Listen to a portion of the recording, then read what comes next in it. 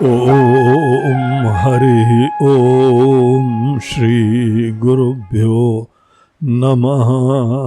हरि ओम। आत्मबोध lesson number 51। आइए श्लोक पाठ करें।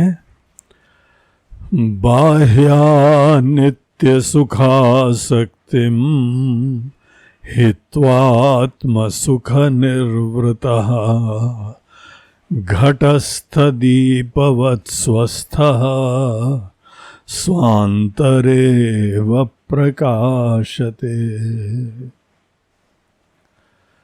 बाह्य अनित्य सुख आसक्तिम हित्वा आत्म सुख निर्वृतः घटस्थ दीपवत् स्वस्थः स्वान्तरेव प्रकाशते। जीवन मुक्ति के ही लक्षण यहाँ पर भी कंटिन्यू कर रहे हैं।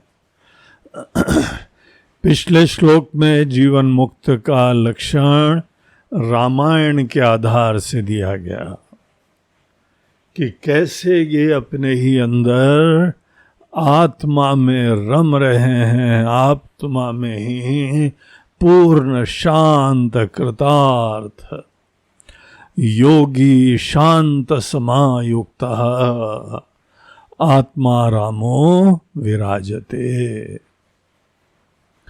पिछले श्लोक में बताया था, देखिए रामायण की जो कहानी होती है, एक मोह का सागर पार करके राग द्वेष आदि राक्षसों को पूरा हत्वा खत्म करके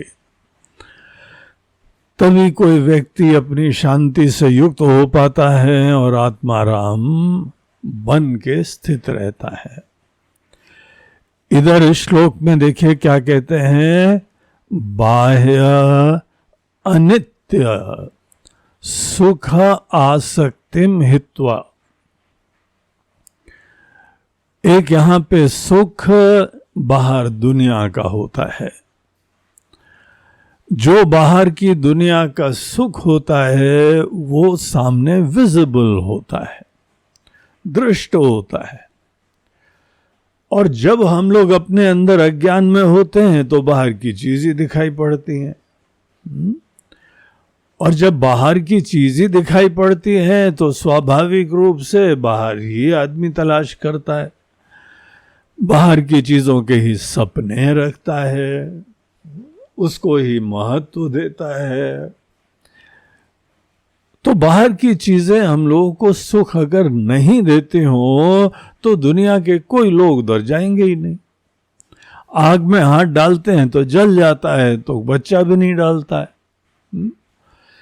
लेकिन यहाँ पे बड़े बड़े बुद्धिमान लोग, प्रबुद्ध लोग बाहर के सुख का बहुत ही महत्व रखते हैं। हमारी जो प्रिय चीज है, सपोज कोई खाने का एग्जाम्पल लें, तो जो बहुत ही इष्ट है उसको खाते ही हम लोग जानते हैं कुछ कुछ होता है। दिल में तो बहुत कुछ होता है।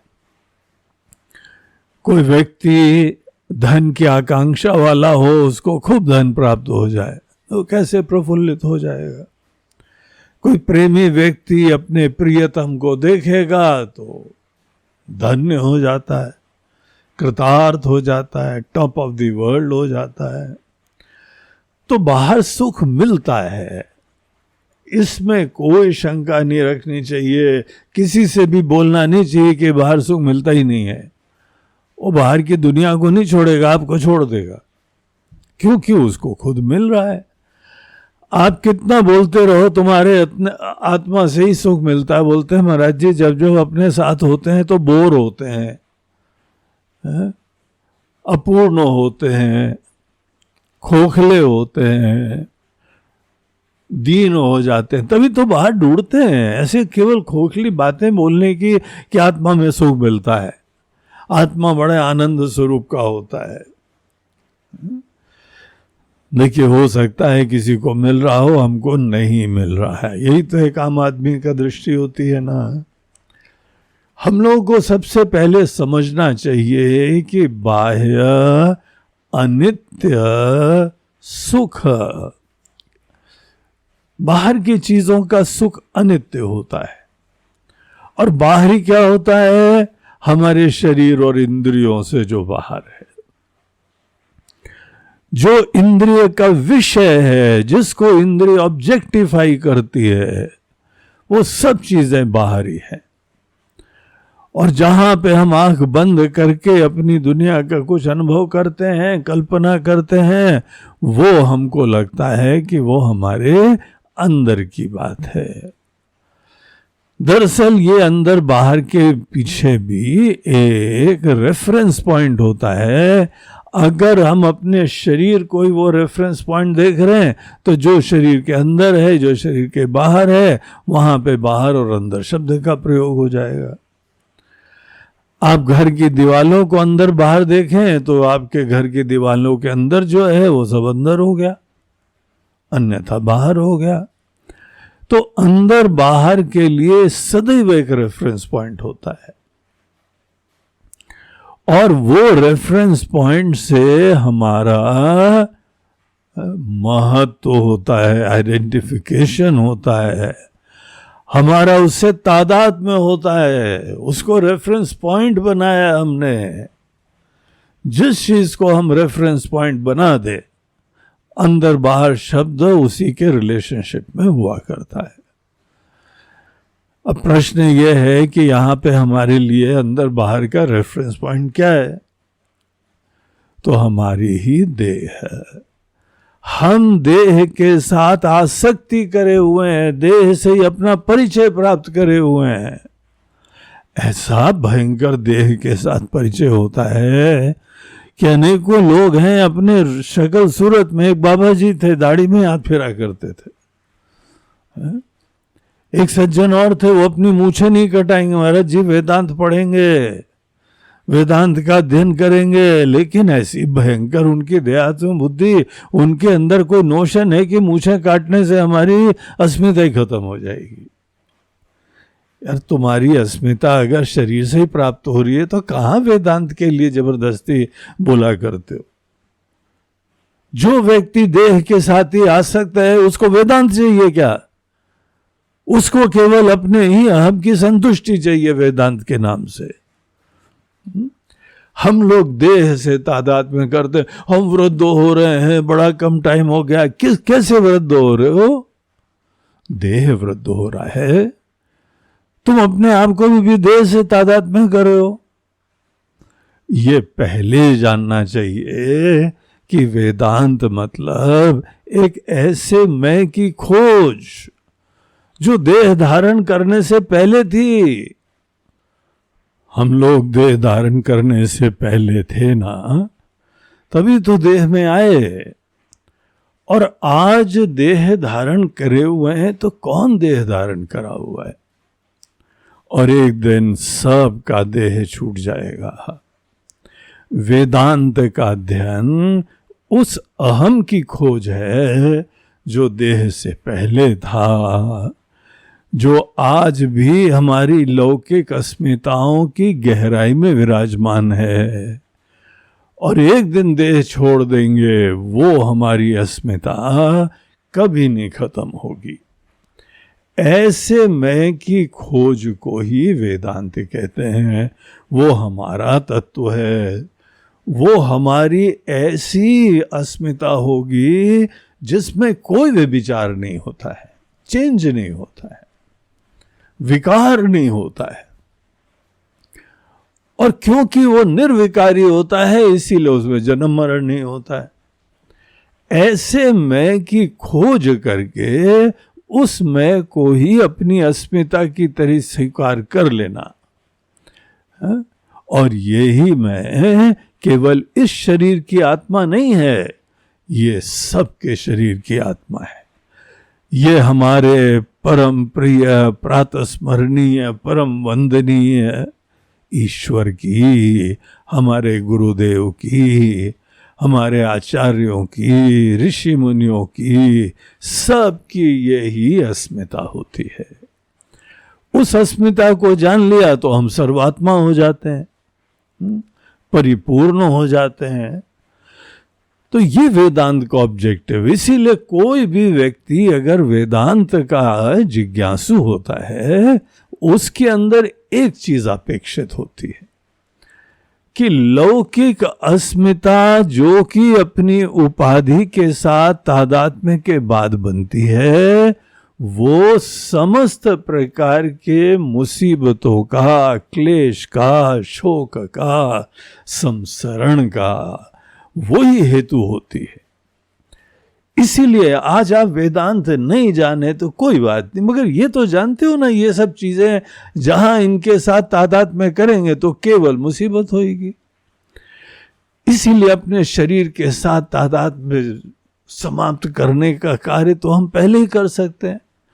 अपने गुरुदेव से मिले न मिले, कम से कम इतना तो हमारे अंदर विवेक होना ही चाहिए। फिर हमारा शरीर जो है अभी यंग है, अभी बुढ़ा हो गया है, अभी दुबला है, अभी मोटा है। अरे मोटा पतला ठीक है, हेल्थ के लिए होना चाहिए, बुद्धि जरा जीवन तो हो जाएगी। बहुत ही जिसका मोटा शरीर होता है ना, बुद्धि भी मोटी हो जाती है, तो ज्ञान नहीं प्राप्त होता है। इसीलिए अपने आप को शरीर के धरातल पे योगाभ्यास करो, प्राणायाम करो, मन में ईश्वर की आस्था और भक्ति विराजमान हो और अपने शरीर के साथ तादाद में खत्म करो। जो चीजें ग्राह्य हैं सब बाह्य चीजें, और उन चीजों को आप ऑब्जर्व करिए, आपके देखते देखते खत्म हो जाती है। शरीर को ध्यान दो, बचपन से छोटा सा शरीर था, बड़ा हो गया। एक दिन मूछें मूछें नहीं थी, आज मूछें निकल आई और सतत जो है उसकी सफाई करते रहते हो। कहाँ झंझट में पड़े हो इन चीजों के। अनेकों महिलाएं अपने बाल रंगा करती। अरे माता जी, बाल रंगने से क्या होने वाला है? दूसरे व्यक्ति की तुम दृष्टिकोण से उनकी इमेज, उनकी दृष्टि से तुम्हारी इमेज क्या है, उसको मैनेज करते हो। वो अज्ञानी, वो मूर्ख, और उनकी दृष्टि का तुम इतना महत्व देते हो, ऋषि मुनियों की दृष्टि का महत्व नहीं देते हो। सब उपेक्षणीय बातें हैं। जो जो बाह्य है, जो अनित्य है, उसके अंदर ये प्रश्न आता है कि ठीक है महाराज जी, ये सब माया की बनी हुई चीजें हैं, बाहर अनित्य हैं, लेकिन इसमें सुख कैसे आता है? बाहर की चीजों में सुख केवल हमारे ही दृष्टि से महत्व प्रदान करने के द्वारा आता है। किसी चीज को आप सतत इंपॉर्टेंस, आपको एक्सपोजर मिले कि बहुत इंपॉर्टेंट हो, ये भी भाग रहा है, वो भी भाग रहा है, तो धीमे धीमे ये धारणा हो जाती है ये बहुत इंपॉर्टेंट चीज है। जिस चीज को आपने अपने दृष्टिकोण से इंपॉर्टेंट समझ लिया, बस उस चीज का दर्शन प्रिय वृत्ति उत्पन्न करता है, उसकी सन्निधि मोद वृत्ति उत्पन्न करती, उसकी प्राप्ति हो जाए तो प्रमोद वृत्ति होती। प्रमोद वृत्ति प्रिय चीज के स्मरण, सन्निधि और प्राप्ति के वजह से ये आनंद के 3 अनुपात हैं, और केवल हर व्यक्ति के अपने शोभनत्व अध्यास के ऊपर निर्भर करता है। एक ही घर के अंदर 2 लोग हों, देखो माताओं को डाइनिंग टेबल पर कितने सारे डिशेस बनानी पड़ती हैं। एक को ये सब्जी पसंद है, दूसरे को वो सब्जी पसंद है, तीसरे को स्वीट डिश पसंद है। अब वो बेचारी जो है वो सब के लिए जुगाड़ कर रही है। क्यों? अगर एक को एक में सुख मिलता है तो सबको मिलना चाहिए ना, टेक्निकली, थ्योरेटिकली कहाँ मिलता है? कितना स्पष्ट प्रमाण है कि हर व्यक्ति ने जिस चीज को महत्व दे दिया, आपका रिश्ता किसी व्यक्ति के साथ हो गया, महत्व दे दिया, उसने सेवा भी करी, उसने आपकी अनेकों प्रकार की जरूरतों की पूर्ति करी, और बस आपके मन के अंदर महत्व हो गया, अब उसकी सन्निधि, उसका स्मरण सब आनंद देगा। तो ये जो सुख हमको मिलता है, ये आप देखो विषय से कुछ लेना देना नहीं होता है। हम उसके ऊपर ऐसा सुपर इम्पोज करते हैं महत्व, और बस वो हमको सुख देने में सक्षम हो जाता है। पता शादी को क्या बोलते हैं? शादी को बोलते हैं कि आज से हम तुमको महत्व देते हैं, इसीलिए तुम हमको सुख देने में सक्षम होगे, या तुम ही हमको दुख दोगे। और दुख भी वही चीज देती है जिसके प्रति हमने महत्व दिया हुआ है। दुनिया में एक चीज होती है जिसके प्रति हम सुख की वृत्ति रखते हैं, दृष्टि रखते हैं, दूसरी अनेकों चीजें हैं जहां पे हम दुख का जो है आरोपण करते हैं, और एक बहुत बड़ा सेगमेंट होता है जिसके प्रति उपेक्षा करते हैं। उपेक्षा वाली चीजें आपको मिल जाए तो कुछ होते ही नहीं है, क्योंकि हमारी दृष्टि में इन चीजों की उपेक्षा हुई है। जिसकी आप उपेक्षा कर रहे हैं वो तीसरा व्यक्ति उसके प्रति इतना ज्यादा उसका सपना है, महत्व है, कि वो तो नाच उठता है, अरे हमको ये मिल जाए तो क्या बात है। तो इस प्रकार से बाहर जो सुख होता है, पहले हम महत्व देते हैं, उसको एम्पावर करते हैं, उसमें प्राण प्रतिष्ठा करते हैं। पहले विषय में हम विषय हो जाए, व्यक्ति हो जाए, अनुभूति हो जाए, सिद्धि हो जाए, संपत्ति हो जाए, पहले हम उसको महत्व देते हैं, फिर वो हमको अवश्य सुख देगी। लेकिन वो सुख, ध्यान रखना, कभी तृप्त नहीं करेगी। उतना ही सुख देगी जितना तुमने महत्व दिया हुआ है, तुम कमांड में हो। बाकी कोई चीज में सुख तो वस्तुतः है ही नहीं। और जिस चीज के बारे में हम ऐसी दृष्टि रखते हैं, सुख का अध्यास कर देते हैं, वही हमको जीवन में बांधती है, दुख पीड़ा प्रदान करती है। भगवान कृष्ण बोलते हैं, ये ही संस्पर्शजा भोगा दुख योनयः एवते। अर्जुन, जिसको तुम सोच रहे हो ना ये सुख देता है, वो तुम्हारे लिए पता क्या बनता है? दुख की योनि। तो ये जीवन का रहस्य समझो, और इसमें हमको विषय से, किसी व्यक्ति से कोई द्वेष करने की जरूरत नहीं। द्वेष भी हम उसको ही करते हैं जिसके प्रति बहुत महत्व रखते हैं। तो अगर आप बाहर की चीजों के प्रति महत्व रखते हैं, या तो आपको सुख मिलेगा, थोड़ी देर झलक मिलेगी सुख की, और वो आएगा चला जाएगा सुख। लेकिन बाहर आप पराधीन रहेंगे, ये आपके लिए दुख की योनि बन जाएगा। जबरदस्ती इंसान दुनिया भर में सफर कर रहा है, अननेसेसरली पहले अध्यारोप करता है, कल्पना करता है, उसके उपरांत माथा पीटता है। इधर उधर देवताओं के पास भागता है, ज्योतिषियों के पास भागता है, महाराज जी बड़ी पीड़ा है। और ज्योतिषी लोग भी खुद ही उसी प्रकार की नाव में बैठे हुए हैं। वो लोग भी जो है अनेकों चीजों से पीड़ित हैं, वो दुखी हैं, वो भी कोई मुक्त लोग थोड़ी हैं। वो केवल हमारी इमोशन से कोई ना कोई खिलवाड़ होता रहता है। तो बाह्य अनित्य सुख आसक्तिम, देखिए मूल चीज क्या है? हमारी उसके प्रति आसक्ति, वो त्यागने की बात है। बाहर विषय को हम क्या त्यागें?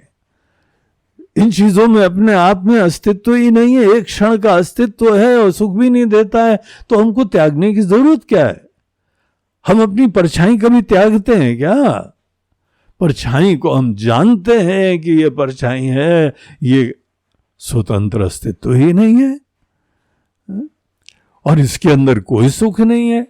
जब हमारी दृष्टि अपनी परछाई के बारे में ऐसी होती है, तो क्या कभी ये हमको सुख देगी या दुख भी देगी? सब चक्कर खत्म हो गया। लेकिन जो दृष्टि हम अपनी परछाई में रखते हैं, वो दृष्टि बाहर दुनिया के बारे में नहीं रखते हैं।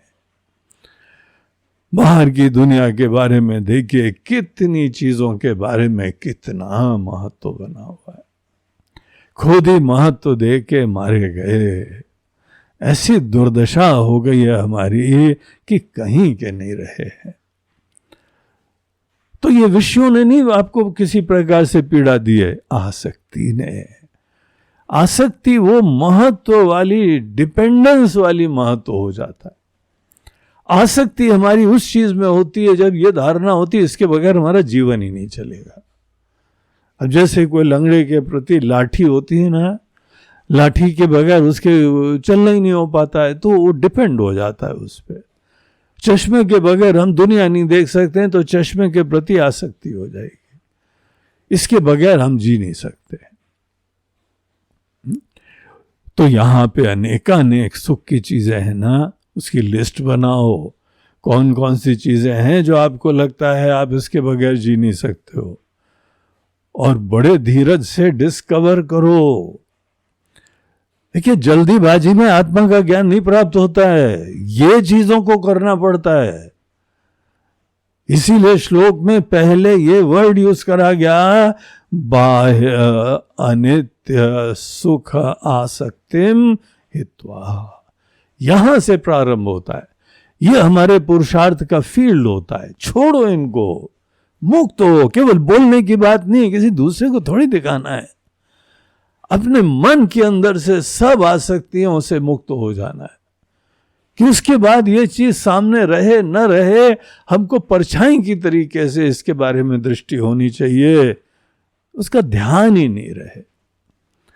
शंकराचार्य जी विवेक चूड़ामणि में वहां पे एक दृष्टांत देते हैं परछाई का, दूसरा दृष्टांत देते हैं शीशे के अंदर हमारा प्रतिबिंब का।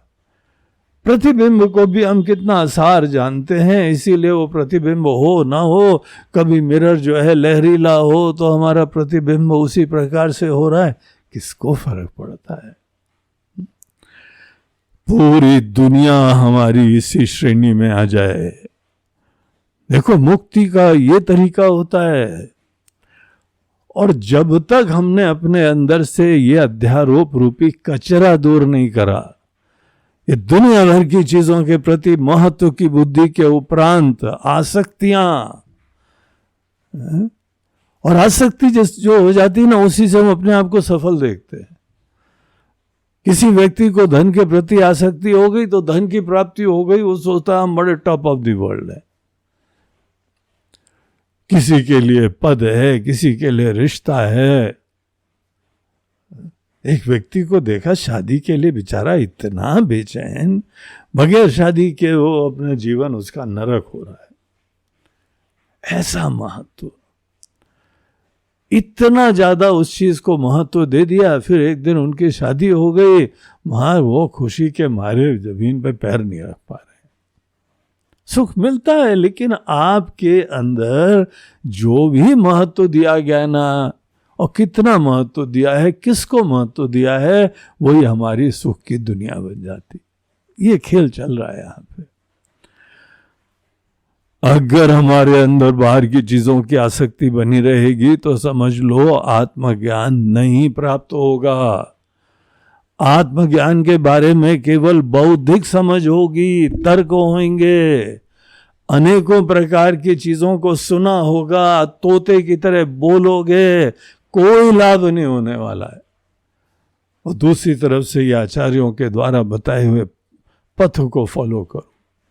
सबसे पहले आत्मा का ज्ञान नहीं, बाह्य अनित्य सुख आसक्तिम हित्वा, छोड़ो, मुक्त हो। देखिए, वेदांत के अधिकारी के पास भी विवेक वैराग्य होना चाहिए। शंकराचार्य जी सदैव बोलते हैं, बगैर सन्यास के कभी ब्रह्म ज्ञान नहीं प्राप्त होएगा। क्या प्रॉब्लम है तुमको सन्यास में? क्यों नहीं दुनिया छोड़ पा रहे हो? क्यों नहीं रिश्ते नाते छोड़ पा रहे हो? क्यों नहीं धन दौलत छोड़ पा रहे हो? इतना ज्यादा महत्व है, तुम सोचते हो उससे आनंद मिलता है तुमको? सेल्फ इम्पोज्ड जेल है वो, बंध गए हो। उसके बाद कुत्ते को तो हम चेन से बांध के खुद खंबे से बांध देते हैं चेन को, और ये इंसान खुद ही अपने आप को बांधा हुआ है। तो एक बार ये कचरा साफ करो, देखो क्या विरक्ति का आनंद है। एक अपने वहां ग्रंथ है वैराग्य शतकम, 100 श्लोक हैं वैराग्य के, पढ़ो देखो क्या सुंदर श्लोक है। वैराग्य से तुम युक्त हो, संन्यास से युक्त हो। और जब मन के अंदर ये झाड़ू पोछा लग गया, तब मैं का साक्षात्कार होता है। और जब आप मैं को एज इट इज देखिए, क्या दिव्य है, अनंत है, अविनाशी है, अजन्मा है। अब ये सब शब्द जो है ना, बोलते रहो, कोई मतलब नहीं है इसका। ये बोलने की चीजें नहीं है, ये देखने की चीज है। ऐसे मैं को देखो, जब सब अध्यारोप का अपवाद हो जाए, तब अधिष्ठान को देखो, वो ही विज्ञान होता है। अज्ञान केवल बौद्धिक समझ है जो कभी मुक्त नहीं करती, ये विज्ञान मुक्त करता है। सुना हुआ नहीं, देखा हुआ होना चाहिए। और आचार्य इन लोगों के लिए एक दृष्टांत प्रयोग करते हैं, घटस्थ दीपवत स्वस्थः आत्म सुख निर्वृतः। ये आत्मानंद, आत्मा का सुख, मैं ही सुख स्वरूप है। कितना बड़ा जोक चल रहा है, मजाक है। हम ही सुख स्वरूप हैं और मूर्ख बन रहे हैं बाहर की चीजों में अध्यारोप करते हुए। आत्म सुख को देखो, उसी में तृप्त हो जाओ। निर्वृतः घटस्थ दीपवत स्वस्थः, बोलते हैं कि ऐसा जीवन मुक्त भी ऐसा दिखाई पड़ता है जैसे घड़े के अंदर दीपक रखा हुआ, अंदर ही प्रकाश है। प्रकाश का स्रोत यही है, यही ज्योतियों की ज्योति है हमारे हृदय में, वो हम हैं। और ऐसे मैं को जान के उसमें स्थित हो जाना, ये स्वस्थता है। स्वस्था मतलब स्व में स्थित होना। स्वस्मिन् तिष्ठति इति स्वस्थः। तो जैसे घड़े के अंदर दीपक है, वहीं से प्रकाश निकल रहा है, ये शरीर के हृदय में ही, शरीर के अंदर ही एक बहुत दिव्य दीपक विराजमान है। महादीप प्रभाभास्वरम, महादीपक है। दक्षिणामूर्ति स्तोत्र में बोलते हैं छोटा मोटा नहीं, महान दीपक है वो। तुम आत्मा हो और बाहर इधर उधर जुगनुओं को ढूंढ रहे हो। जब कोई ऐसा देखता है तो स्वांतरेव प्रकाशते, वो स्वयं ही अपने अंदर प्रकाशित होता रहता है, आत्मा में संतुष्ट हो जाता है। स्वस्थ होके जीवन जीना में कोई सेंसिबिलिटी होती है ना। अगर कोई हमारे शरीर मन के भी विकार हो तो आप स्वस्थ रहेंगे। उसी तरह के मैं के अंदर कमी विराजमान है तो कैसे स्वस्थ रहेंगे। तो वेदांत शास्त्रों में स्वस्थता की परिभाषा दी गई है, जब आपका स्व, जब आपका मैं इतना आपको दिव्य डिस्कवर हो जाए। इमेजिन नहीं करना है, इमेजिनेशन में श्रद्धा होती है और कल्पना होती है, और गहराई में आपकी दूसरी अस्मिता होती है, इसीलिए उससे मुक्ति नहीं होती। भावना से मुक्ति नहीं होती है, ज्ञान से मुक्ति होती है। भावना तो आप किसी में उत्पन्न कर लो, ये बाह्य नित्य सुख चीजों में भावना तो उत्पन्न करी है, संसारी बन के बैठे हुए हैं। तो अभी वही खेल दोबारा मत करने लगना है कि आत्मा को देखो दाखो नहीं, बस इमेजिन करने लगो। उसको जीवन मुक्त हम लोग नहीं कहते हैं। जीवन मुक्त ने बाकी सब अपने मन को कचरे से साफ करा, आत्मा का दर्शन करा, रियलाइजेशन करा, और अपने ही अंदर तृप्त होके बैठे हुए। तो ये था आत्मबोध का श्लोक नंबर 51। ओम हरि ओम श्री गुरुभ्यो नमः। हरि ओम नमः पार्वती पते। हर हर महादेव। नर्मदे हर। बोलो गंगा मैया की जय।